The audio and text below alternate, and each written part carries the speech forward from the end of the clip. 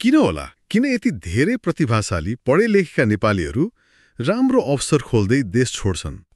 यो प्रश्न त हामी सबैको मनमा छ। हो नि, कतिले आफैलाई सोधेका होलान्, कतिले आफ्नालाई के यो पैसाकै लागि मात्र हो वा यसको पछाडि कुनै गहिरो अर्कै तर्क लुकेको छ? मतलब हामीले नदेखेको कुनै पाटो। ठ्याक्कै। आज हामी यही प्रश्नको जरासम्म पुग्ने एउटा प्रयास गर्दैछौँ, तर अलिकति फरक बाटोबाट। हामी गेम थ्योरी अर्थात् खेल सिद्धान्तको एउटा अवधारणा प्रयोग गर्दैछौँ। यसलाई प्रिजनर्स डिलेमा भनिन्छ। प्रिजनर्स डिलेमा एकदमै चाख लाग्दो अवधारणा हो यो। हो, र हामी हेर्छौँ कि यसले हाम्रो देशको ब्रेन ड्रेन समस्याबारे के भन्छ। हाम्रो उद्देश्य कुनै निष्कर्ष दिनु त होइन, तर एउटा नयाँ दृष्टिकोणबाट समस्यालाई हेर्ने, होइन? हो, त्यो समस्या पछाडिको लुकेको तर्क बुझ्ने। ल, अब सुरु गरौँ है त, यो प्रिजनर्स डिलेमाको कथाबाटै। कथाबाटै सुरु गर्दा बुझ्न सजिलो हुन्छ। यो सुन्दा कुनै फिल्मको सिन जस्तो लाग्छ। कल्पना गरौँ है, प्रहरीले एउटै अपराधको शङ्कामा 2 जनालाई समात्यो। ठिक छ। तर उनीहरूसँग खासै बलियो प्रमाण छैन। त्यसैले उनीहरूलाई छुट्टा छुट्टै सोधपुछ कोठामा राखिन्छ, एक अर्कासँग बोल्न नपाउने गरी। छुट्टा छुट्टै। अब प्रहरीले दुवैलाई एउटै प्रस्ताव राख्छ। एकदमै ध्यान दिएर सुनौ है यो प्रस्ताव। ल। पहिलो, यदि तिमीहरू दुवै चुप बस्यौ, मतलब सहकार्य गर्यो भने हामी सानोतिनो मुद्दामा तिमीहरू दुवैलाई 1-1 वर्ष मात्र जेल हाल्छौँ। ठिक छ, सहकार्य गर्दा 1-1 वर्ष। दोस्रो, यदि तिमीले आफ्नो साथीलाई धोका दियौ, मतलब अपराध स्वीकार गर्यौ र तिम्रो साथी चुप बस्यो भने तिमीलाई हामी सित्तैमा छोडिदिन्छौँ, तर तिम्रो साथीलाई चाहिँ 10 वर्ष जेल हुन्छ। ओहो। अनि तेस्रो, यदि तिमीहरू दुवैले एकअर्कालाई धोका दियौ, दुवैले अपराध स्वीकार गर्यो भने तिमीहरू दुवैलाई 5-5 वर्षको जेल। दुवैले धोका दिँदा 5-5 वर्ष। अब एकछिन सोचौँ त, त्यो कैदीको ठाउँमा आफूलाई राखेर हेर्दा के निर्णय लिन्थ्यो होला? साथी कस्तो छ केही थाहा छैन, तर निर्णय त लिनै पर्यो। हो, यही नै र त कुरा गाह्रो हुन्छ। किनभने जब हामी तर्कको आधारमा सोध्छौँ, एउटा अनौठो निष्कर्ष निस्किन्छ। कस्तो निष्कर्ष? कैदीले आफ्नो व्यक्तिगत फाइदाको दृष्टिकोणबाट सोध्छ। उसले मनमा नै भन्छ, मेरो साथीले के गर्ला? अब उसँग 2वटा सम्भावना छन्। पहिलो, मानौ मेरो साथी असल निस्कियो, चुप बस्यो। यस्तोमा मैले धोका दिएँ भने म त तुरुन्तै छुट्छु। 0 वर्ष जेल। तर चुप बस्यो भने 1 वर्ष। हो, 0 वर्ष त 1 वर्षभन्दा धेरै राम्रो भयो नि। त्यसैले धोका दिनु नै फाइदाजनक देखियो। एउटा अवस्थामा त धोका दिनु नै ठिक लाग्यो। अब दोस्रो सम्भावना हेरौँ। मानौ मेरो साथीले मलाई धोका दियो। यस्तो अवस्थामा मैले पनि धोका दिएँ भने मलाई 5 वर्ष जेल हुन्छ, तर म चुप बस्यो भने 10 वर्ष हुन्छ। यहाँ पनि 5 वर्ष 10 वर्षभन्दा त राम्रो हो नि। ओहो, भनेपछि जे गरे पनि चाहे साथीले धोका दियोस् वा नदियोस्, आफ्नो लागि त धोका दिनु नै सबैभन्दा सुरक्षित र फाइदाजनक विकल्प देखियो नि, होइन? ठ्याक्कै।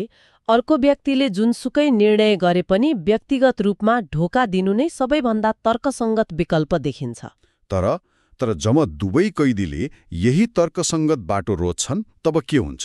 दुवैले एकअर्कालाई धोका दिन्छन् र दुवैलाई 5-5 वर्षको जेल सजाय हुन्छ।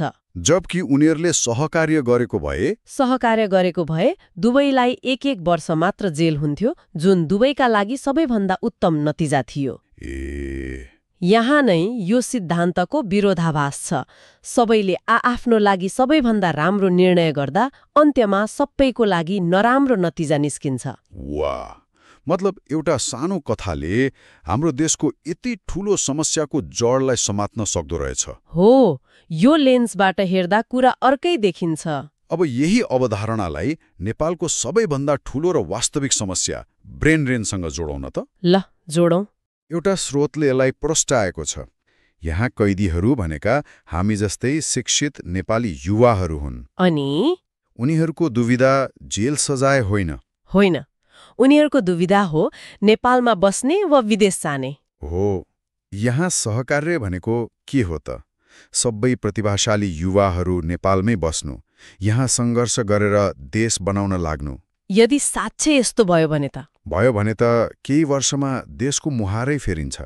नयाँ व्यवसायहरू खुल्छन्, राम्रा संस्थाहरू बलियो हुन्छन्, समग्र अर्थतन्त्र मजबुत हुन्छ। यो त सबैको लागि राम्रो भयो। हो, यो भनेको दुवै कैदीले एक वर्ष जेल बस्नु जस्तै हो।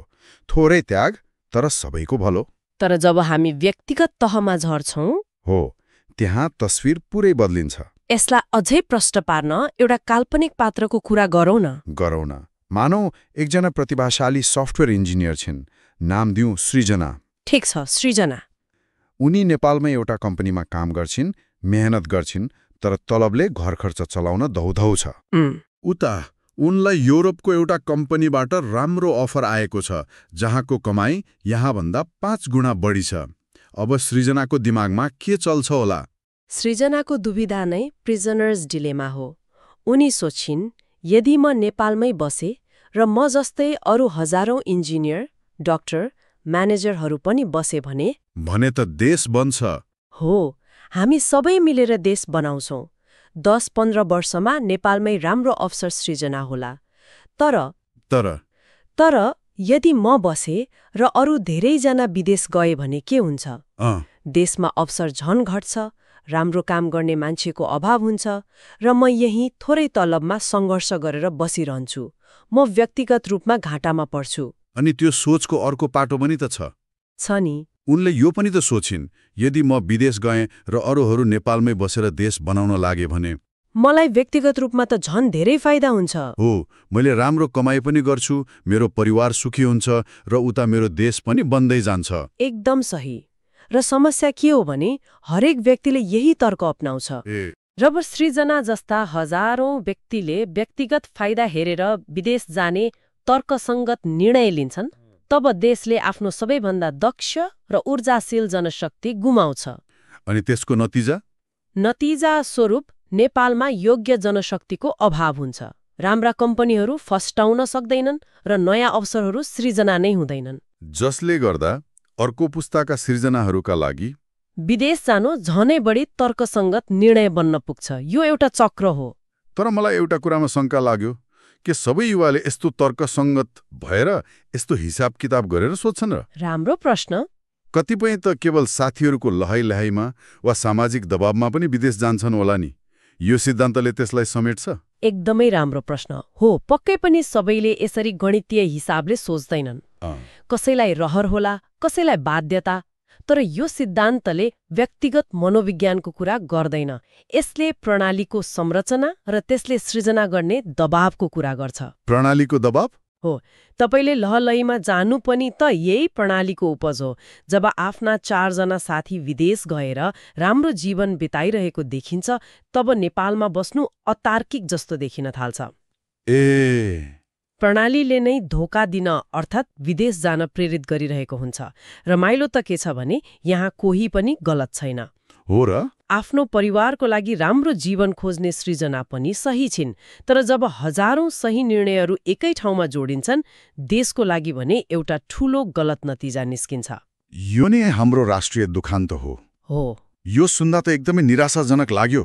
हामी एउटा यस्तो पासोमा छौं जहाँबाट उम्किने बाटो नै छैन जस्तो सुनिन्छ। एक पटकको खेलमा त त्यस्तै देखिन्छ। सबैले आफ्नो लागि सही काम गर्दा पनि अन्त्यमा सबैलाई घाटा। ल अब के गर्ने त? यही चक्रमा घुमिरहने हो? होइन, स्रोतहरूले आशाको किरण देखाउँछन्, तर त्यसको लागि हामीले खेलको नियम अलिकति बदल्नुपर्छ। खेलको नियम बदल्ने? अहिलेसम्म हामीले कुरा गरेको प्रिजनर्स डिलेमा एक पटक मात्र खेलिने खेल थियो। तर यदि त्यही खेल उही खेलाडीहरू बीच पटक पटक खेलियो भने के हुन्छ? पटक पटक? हो, यसलाई इटरेटेड प्रिजनर्स डिलेमा भनिन्छ। जब थाहा हुन्छ कि आज धोका दिएको व्यक्तिसँग भोलि फेरि सामना गर्नुपर्छ, तब रणनीति बदलिन्छ। मतलब सम्बन्ध एक पटकको लागि मात्र होइन, लामो समयको लागि हो भन्ने थाहा भएपछि व्यवहार फरक हुन्छ।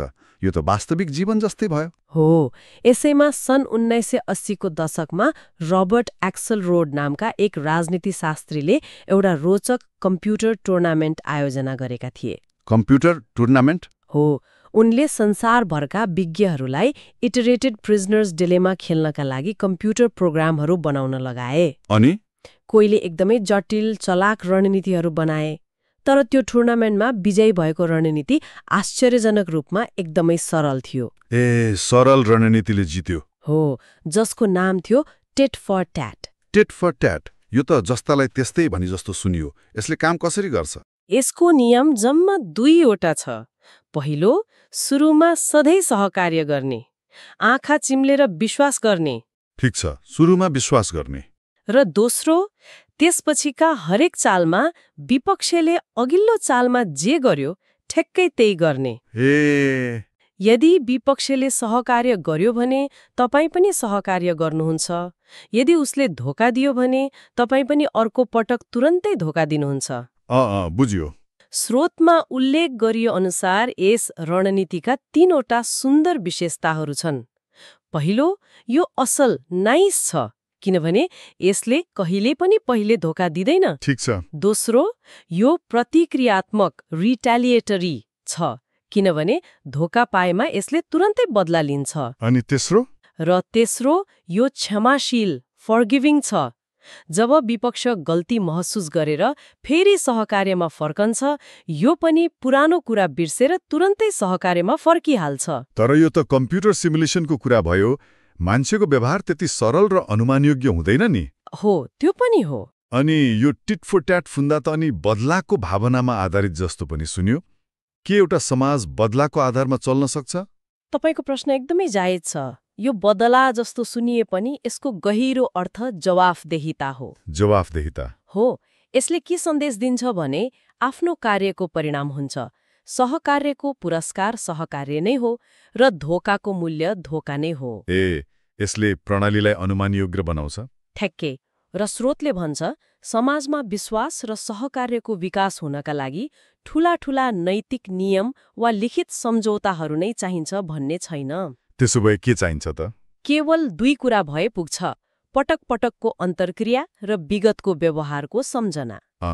जब मानिसहरूलाई थाहा हुन्छ कि उनीहरूले भोलि पनि त्यही व्यक्ति वा त्यही प्रणालीसँग व्यवहार गर्नुपर्छ र आजको धोकाले भोलि नराम्रो परिणाम ल्याउन सक्छ, तब सहकार्य आफैमा एउटा तर्कसङ्गत विकल्प बन्न पुग्छ। ल, आजको छलफललाई हेर्दा कहाँ 2 कैदीको एउटा साधारण कथा, कहाँ हाम्रो देशको भविष्य।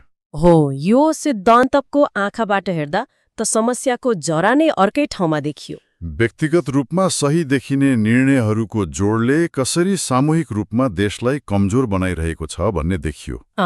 र अन्त्यमा टिट फर ट्याट जस्ता अवधारणाहरूले सहकार्य सम्भव छ भन्ने सैद्धान्तिक बाटो देखाए। तर त्यसको लागि खेल एक पटकको होइन, पटक पटकको हुनु पर्दो रहेछ। हो, मुख्य कुरा त्यही हो। ब्रेन ड्रेनको चक्र तोड्ने उपाय भनेको विदेश जाने व्यक्तिलाई गाली गर्नु वा नैतिकता सिकाउनु होइन। उपाय के हो त? उपाय भनेको खेलको नियम नै बदल्नु हो। यस्तो प्रणाली वा वातावरण बनाउनु हो जहाँ सहकार्यको लागि, मतलब नेपालमै बसेर देश बनाउनेहरूको लागि दीर्घकालीन पुरस्कार सुनिश्चित होस्। अनि धोकाको लागि?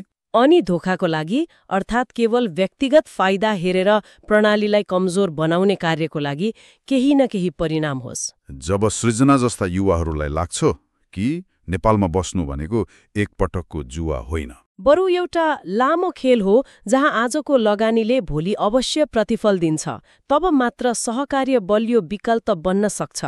यो छलफलले एउटा अन्तिम र गम्भीर प्रश्नमा ल्याएर छोड्छ। स्रोतहरूले भनेका छन् कि पटक पटकको अन्तर्क्रिया र विगतको व्यवहारको सम्झनाले सहकार्यलाई बढावा दिन्छ। हो, तर हाम्रो समाजमा जहाँ मानिसहरू विदेश गएपछि प्राय स्थायी रूपमा बाहिरिन्छन् र उनीहरूको देशसँगको व्यावसायिक र सामाजिक अन्तर्क्रिया टुट्दै जान्छ, यो त एक पटकको खेल जस्तै भएन र? यो गम्भीर प्रश्न हो। के यस्तो अवस्थामा पटक पटकको खेलको अवस्था सृजना गर्न साँच्चै सम्भव छ, वा के हामीले नेपालमा सहकार्यलाई बढावा दिनका लागि कुनै मौलिक र नयाँ मोडलको खोजी गर्नुपर्छ जसले यो एक पटकको धोका जस्तो देखिने दुविधालाई दीर्घकालीन सहकार्यमा बदल्न सकोस्?